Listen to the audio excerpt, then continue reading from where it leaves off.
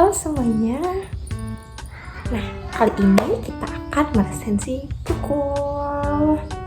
Buku yang akan aku resensi kali ini adalah buku yang berjudul Bantuan Hukum dan Alternatif Penyelesaian Sengketa.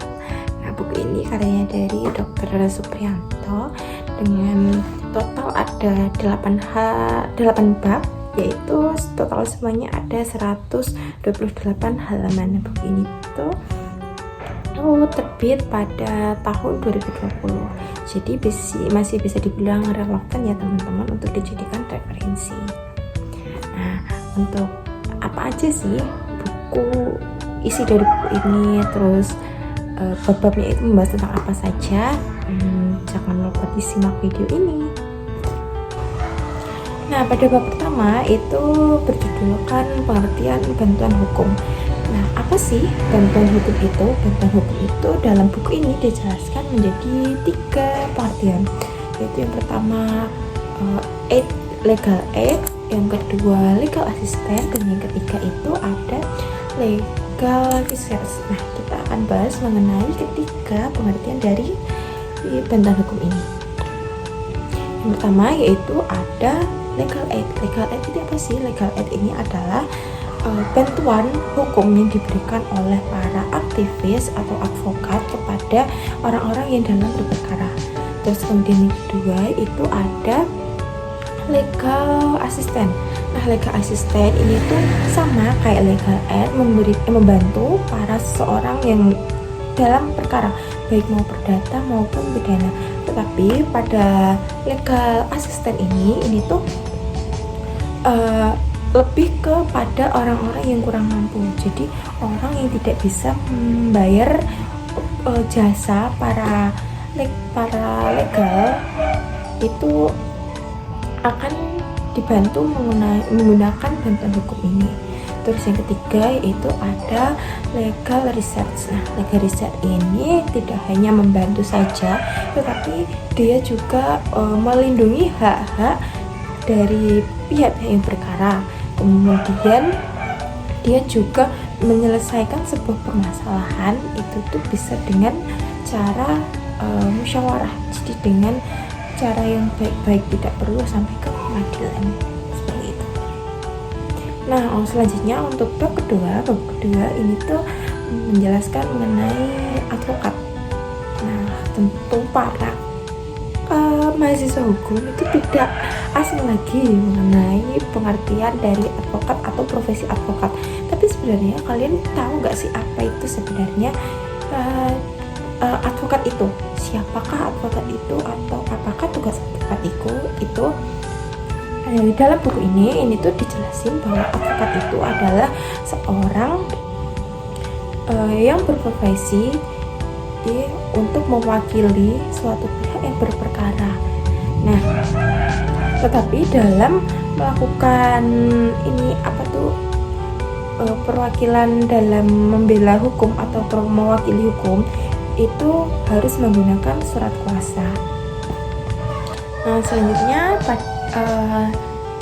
dalam bab 4 ini kita akan membahas mengenai bantuan hukum dalam kasus hukum perdata. Nah, perannya itu di sini itu bukan hanya untuk melindungi haknya saja ataupun menyelesaikan hukum secara material, tetapi seorang advokat dalam hukum perdata ini tuh juga harus bisa mengurus berkas-berkas atau surat-surat yang akan dibutuhkan dalam persidangan nanti. Semisal kita nanti akan membutuhkan surat gugatan, kemudian surat jawaban gugatan, surat replik, duplik, atau sebagainya. Jadi seorang advokat itu harus memahami atau bisa membuat surat-surat yang akan dibutuhkan saat persidangan nanti. Nah, selanjutnya itu ada pada bab 5 itu menjelaskan tentang putusan hakim dan upaya hukumnya. Nah, seperti yang kita tahu, putusan hakim itu merupakan puncaknya dari suatu perkara di persidangan. Nah, putusan hakim itu dalam buku ini dijelaskan ada 3. Yang pertama itu adalah putusan salah, putusan akhir, dan putusan first take. Nah, putusan sela itu adalah putusan yang dijatuhkan di sela-sela berjalannya persidangan. Kemudian yang kedua itu putusan akhir. Putusan akhir itu adalah finalnya setelah dalam persidangan itu sudah semua dilakukan seperti pemeriksaan, penyidikan, kemudian pembuktian atau dan lain-lain itu sudah dilakukan, maka bisa dilakukan penerbitan putusan akhir sebagai penentu dari hukuman dari suatu perkara. Terus yang ketiga itu adalah putusan first take. Putusan first take itu adalah putusan yang dimana salah satu pihak itu tidak datang dalam suatu pengadilan. Nah, contohnya itu dalam suatu kasus perceraian, dimana contohnya itu seorang istri yang mengajukan gugatannya, namun suami itu tidak datang dalam persidangan. Nah, karena tidak ada perlawanan, terus tidak memungkinkan juga untuk menunggu pihak lawan, maka bisa dijadikan putusan first take. Nah, dari putusan ke putusan itu ada upayanya juga untuk membantah suatu putusan. Misal ada putusan perzat. Putusan perzat itu lawan dari putusan first take.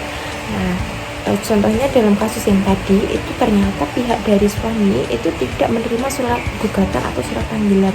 Nah, maka pihak suami itu bisa mengajukan gugatan balik putusan first take perzat ini ke pengadilan agar dilakukan persidangan kembali seperti itu. Terus yang kedua itu ada banding, ada kasasi, terus ada yang terakhir adalah peninjauan kembali.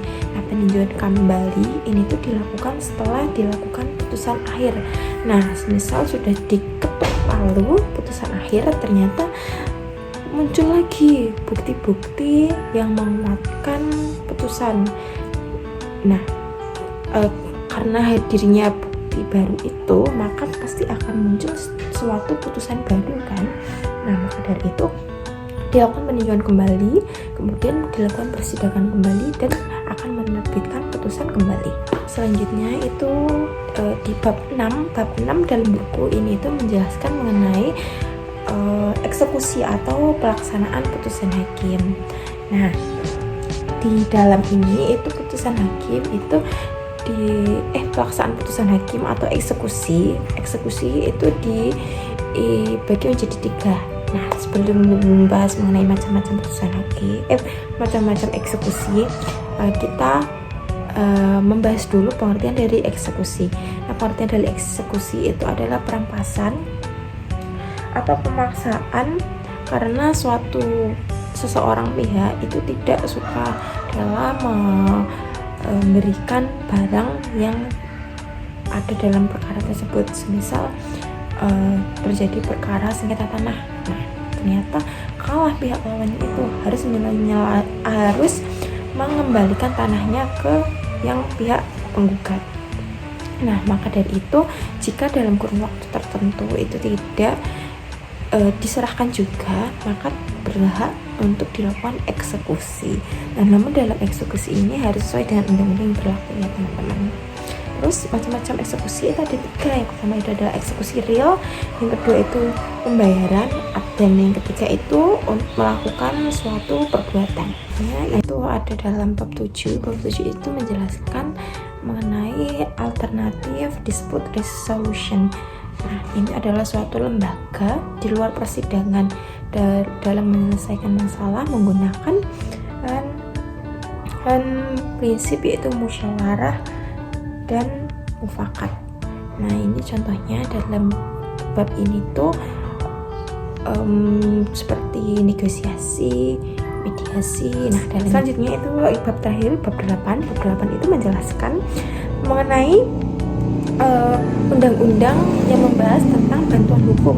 Nah, undang-undang dalam bantuan hukum itu dijelaskan dalam Undang-Undang Nomor 16 Tahun 2011. Mungkin itu dulu ya teman-teman yang bisa saya sampaikan dari resensi buku yang berjudul Bantuan Hukum dan Alternatif Penyelesaian Sengketa karya Pak Supriyanto ini. Nah, mungkin teman-teman tertarik tertarik atau ingin membaca lebih lanjut mengenai buku, nanti bisa buku ini disediakan juga e-booknya, jadi teman-teman bisa membacanya lewat internet. Cukup sekian resensi ya buku yang dapat saya sampaikan, kurang lebihnya mohon maaf. Wassalamualaikum warahmatullahi wabarakatuh.